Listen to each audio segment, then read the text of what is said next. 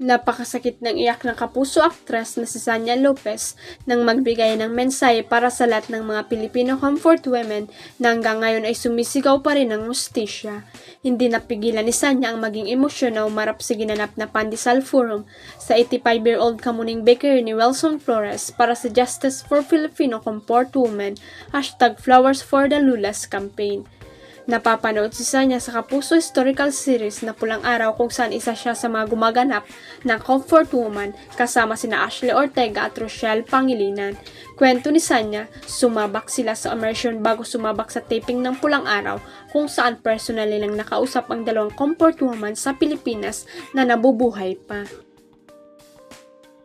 Bukod dito, nakilala at nakausap din nila ang mga taong tumutulong sa mga comfort woman na patuloy na nakipaglaban para mabigyan ng ustisya ang mga lula nating inabuso at ginahasa nung panahong World War II mula sa malulupit ng sundalong Hapon.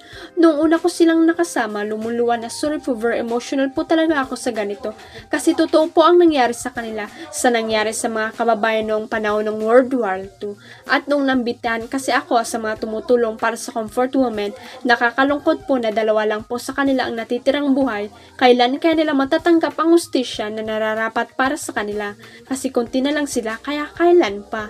Pasensya na po kasi nung nakausap po sila sobrang durug na durug din po ako. Sobrang sakit po sa puso na marinig yung kwento nila dahil totoo po yung nangyari sa kanila at hindi po bero ang umiiyak pa ring payag ng Kapuso Star. Hindi raw masusukat ng bilang ng mga comments, likes at shares sa online world at social media ang worth ng isang tao.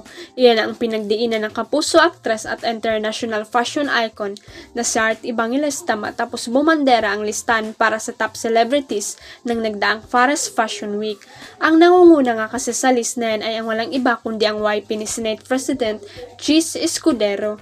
Ayon sa inilabas na data ng Luncheon Metrics na inuulat ng Fashion Industry Journal na Women's Wear Daily o WWD, umalis sa Art ng $10.6 million o mahigit 609 million na media impact value o MIP.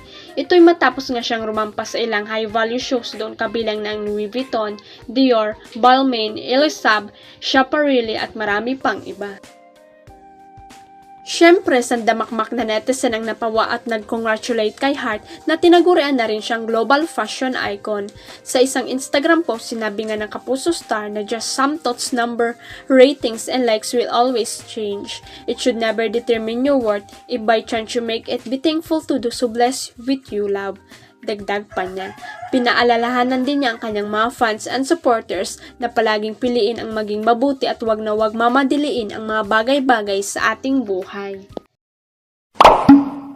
Huwag kalimutang i-click ang subscribe button at i-ring ang notification bell para sa latest at legit chika updates.